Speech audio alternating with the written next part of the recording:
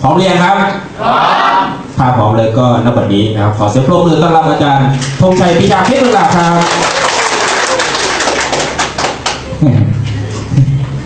พี่เสียวเลยออกเนี่ยหยาดเป็นตัวคนเก่านี่ไฟในยังบอกใหม่ๆจะมีบ่บ่มีที่นี่ก็ลองเบิ่งบ่คอร์สนี่มันเป็นคอร์สเร่งรัดคือเป็นคอร์สเร่งรัดของ CEO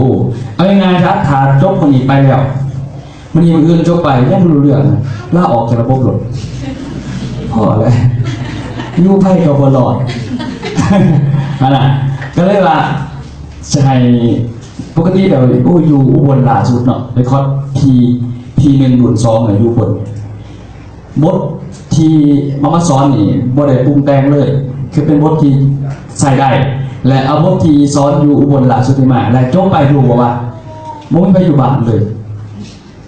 ไม่ที่เขาอยู่ว่าอาจารย์ไปเว้าอีหยังเขาคือบ่เห็นคอยเว้าจนเมื่อยเขาบ่เห็นอาจารย์ปกติแต่สมัยแบบแต่ก่อนยังบ่ทันเอามาเขาคอดพีนึงอ่ะดึงสำลึงขาเต่า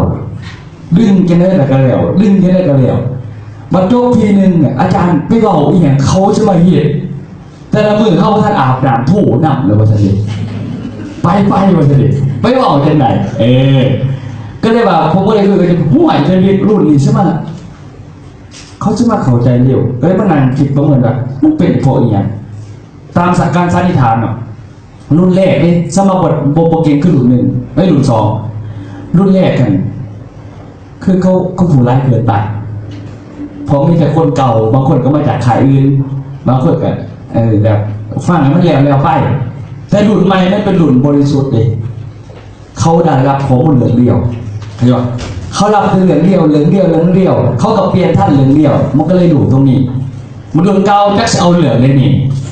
เรื่องนี้ก็ต้องเข้าใจเรื่องใหม่มากอีกเลยหลายคู่หลายคนนะก็เลยเป็นอีกวิธีหนึ่งนะก็เลยว่าเอาวิชาทั้งหมดนี้มาส่งต่อมานี่แหละทุกท่านนั้นวันนี้ไม่ต้องซีเรียสครับจะได้ขึ้นเวทีเกือบหมดทุกคนหมดเลยนะพอได้ขึ้นเวทีแล้วนี่พอได้ขึ้นมาแล้วนี่จะถอยออกไปขึ้นมาถอยออกไปพอได้ขึ้นมานั่งหน้าขยับไปสิหัวคอผมใส่ขึ้นมาบอกง่ายยากขึ้นดีบ่ดีแล้วมีการบาดหายสอบก็ได้ก็ว่าต้องผ่านมันประมาณนี้บางคนตายแล้วตายแล้วบาดที่ตายขาดหน้าก่อนอาจารย์เมื่อกี้เขาโทรมาบอกว่ามูออกลูกสิไปเบิ่งมูก่อนประมาณ1ก็มีงานคิวงานเราครับถ้าเบิ่งทั้งคิวงานแล้วปวดหัวสู่บ่เว้าคิวงานดีกว่าเต็มเลยเบิดปีบริวารได้ดิขนาดคิวงานเต็มเลยจนบริวารสักมือเดียววางแต่มือเดินทางเฉยๆแต่ก็ม่วนงานน้ำม่วนครับงานเท่านี้เนี่ย3 คนให้เข้าใจว่า3 คนรายการที่3 คนต้องสั่งแต่ของก่อนแม่นบ่ครับเดี๋ยวสิเดินทางก่อนพบโชว์คู่ให้ฟังบอกเดี๋ยวทันสิตาตื่นเด้อบ่ได้รับกับบ่ไปยังซื้อเสื้อมาเด้อนอนเลยจบว่าเลยครับวันนี้เป็นครั้งที่2เนาะใส่เบิ่งเป็นทางลัดสู่นักธุรกิจมืออาชีพมื้อนี้ปั้นไปที่ปั้นคนที่จะออกโลโก้ทุกท่านเรียนจบหอดที่3เพราะหอดที่3ออกโลโก้เขาเมื่อโลโก้แล้วนั่งนี่โลโก้คนละโลโก้บ่มีอัพไลน์บ่มีดาวน์ไลน์ถามว่าได้ไปยุ่งกับอัพไลน์ตัดข้อวันที่บ่ให้ครบถ้าบ่ครบเลยอย่าสิจบเป็นลูกน้องเขาต่อไปอย่าสิบอกผืนแล้วก็ตบปากเลยบัดนี้คนสมัครอยากใหญ่แต่พอหายใหญ่แล้วยากใช่ป่ะเขาไปเห็นใหญ่แค่เพื่อมาอันที่เขาใหญ่กับนี่ที่ขึ้นมาคือกันเลยมันจะหายใหญ่ยากมันจะมีใหญ่ไปเผื่อแล้วเจ้าบริต่างใจมันใหญ่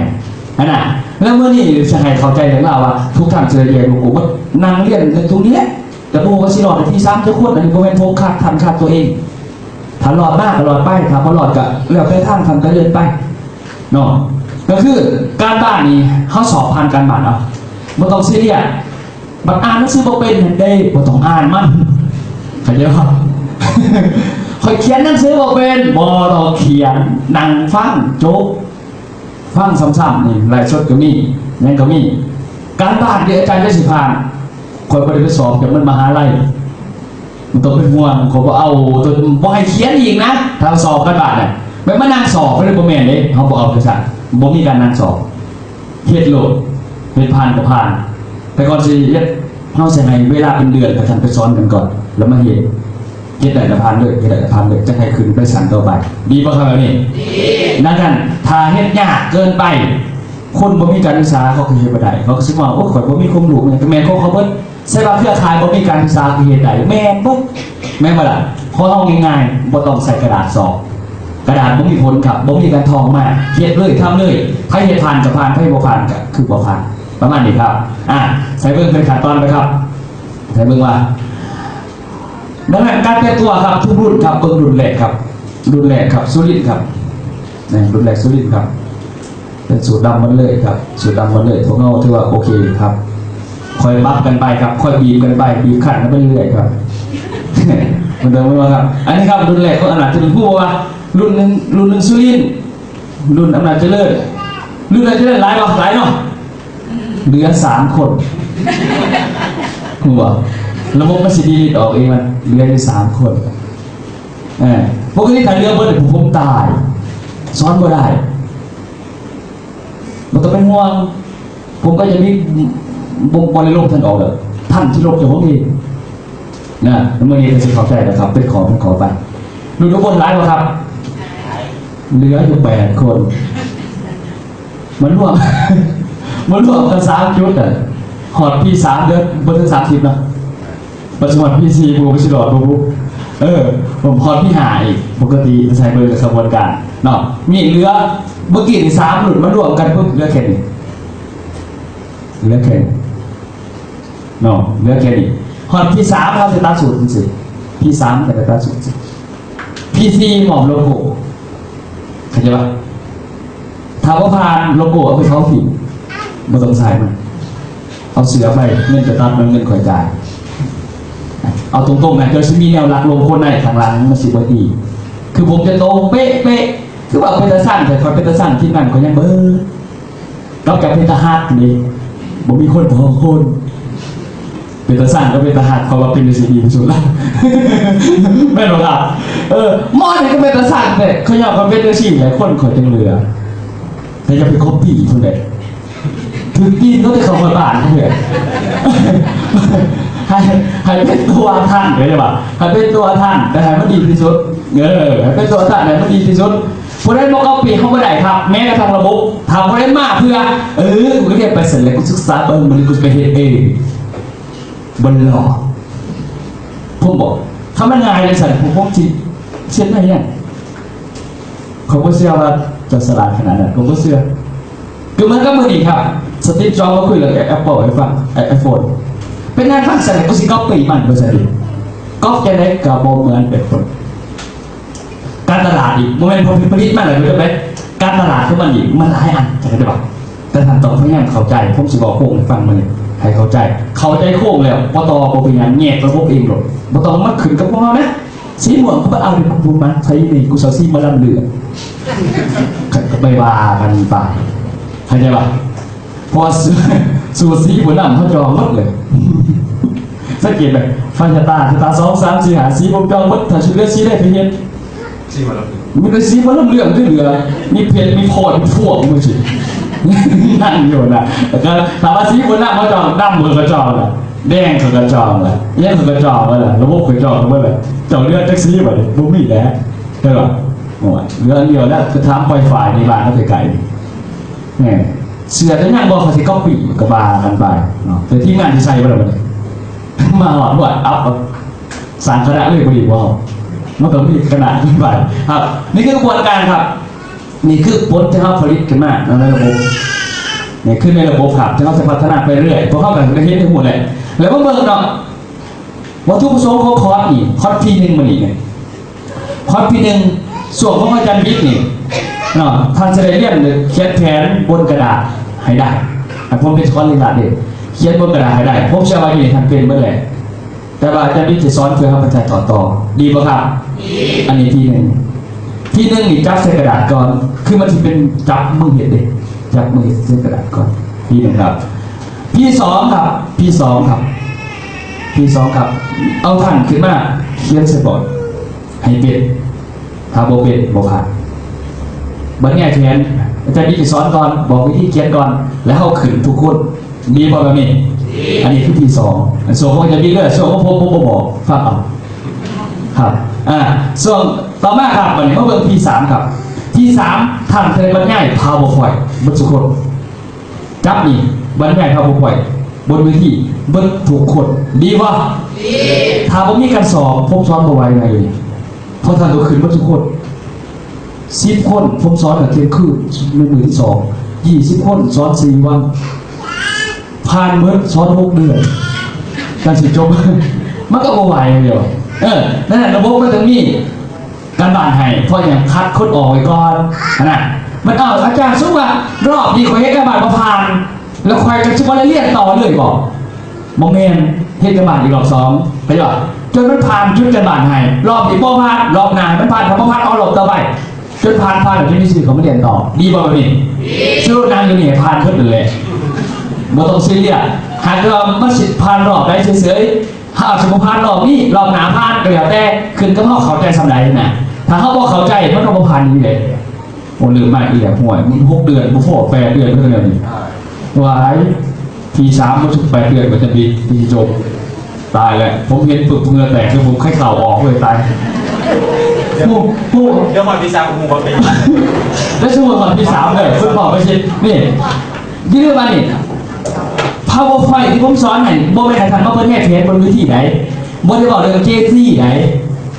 มันบ่มีทุกท่านบ่ได้มันสิบอกถึงประวัติของท่านเป็นเดียวดังนั้นพวกผมบ่เก่งเท่าท่านในที่3น่ะท่านจะเก่งที่สุดเพราะว่ามันเป็นคล้ายประวัติของท่านเองทั้งหมดเลยเข้าใจบ่ดังนั้นสิ่งเขาจะนำเสนอให้ท่านบรรยายนี่บ่ต้องคือตายแล้วอาจารย์สอนคือเวทีคนก็บ่ทันไปบักทีนี่ตายแล้วอาจารย์คอยก็บ่จื้อมันเกิดให้เปลี่ยนจับจะจอยอยู่นี่คือระบาดนี่แผนตายตายแล้วตายแ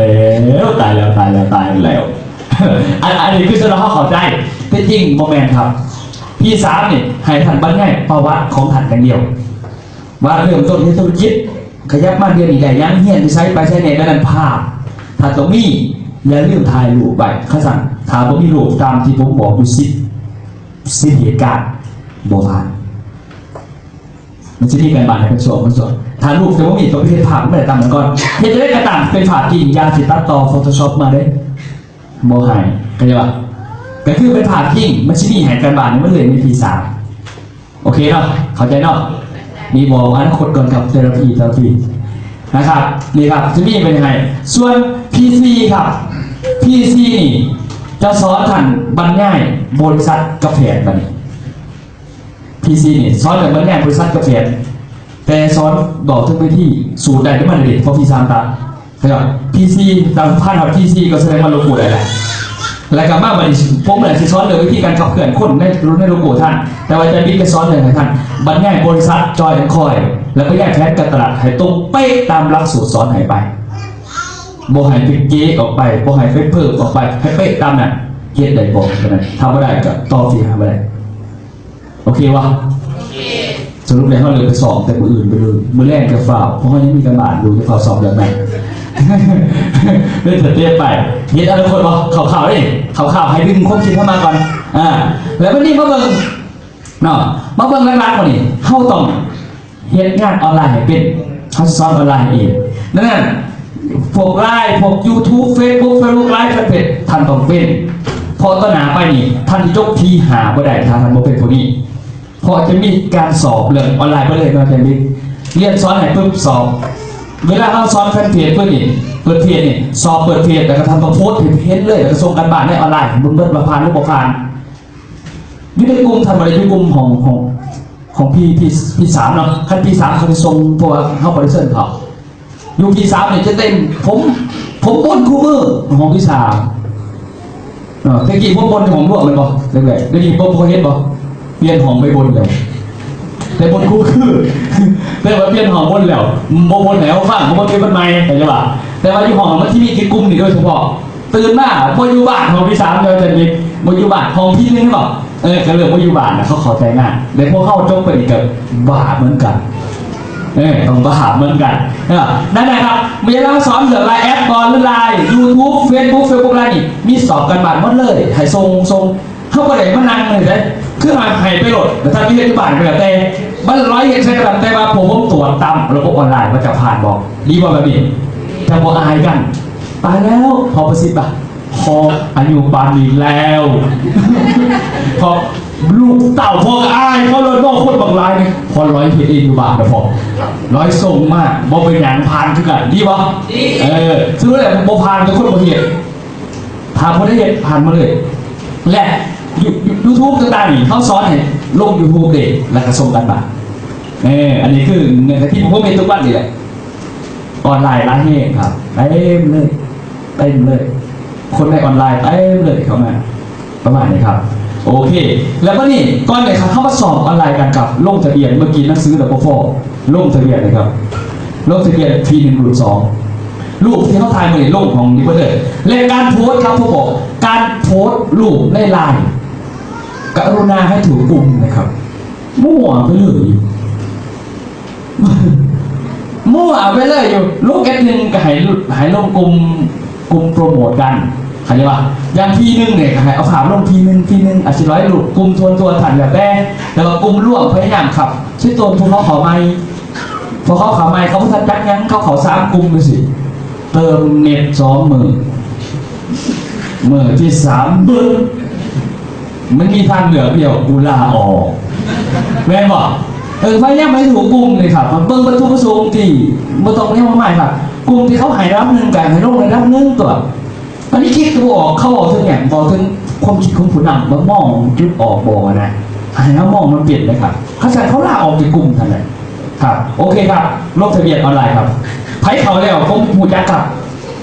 เพราะว่าถามว่ามีตามรายซื้อในหนังสือนี่เข้าดีลิทออกเบิร์ดเพราะป้องกันคนเขามาส่องเข้าใจปะบึงตามหนังสือที่ในหนังสือผมถ่ายหาเพื่อเขาลงออกไหนพอได้เขาไปอย่างของพี่เล่นกับบอลยิ่งเขากระไดเพราะมันมีอย่างเขาได้ครับงานมาดีครับผมไม่ได้ขึ้นหนังสืออยู่3 มือไปเดี๋ยวได้คออีกเร็วครับเร็วชอบไปครับชอบไปเวลาบอกเขาอย่าถามกันเองถามใครก็ได้อย่าถามผมก็อย่าผิดพอต้องถามผมก็อย่าผิดครับนี่ครับอยากพูดว่าสเต็ปออนไลน์ไฟโปรเป็นสอนกันอันนี้เริ่มต้นครับในการสอนกันเพราะว่าโจ๊กภูมิทันสมมติว่าการบ้านนี่ให้เพื่อแพร่กันเบิ้ลใส่ไล่กับเพื่อแพร่กันได้การบ้านไปยิ้วน้ำกันได้ซอยกันได้ครับไม่เป็นดังโอเคเขาไม่ได้ครับผมเบิ่งว่าเขาได้จะคนแล้วประมาณนี้เขาเลยครับไพ่เพราะว่าสิเบิ่งว่าเพราะว่าโจ๊กในรูปสุดท้ายเขาจะดีเบิ้ลได้นี่ มารับแล้ว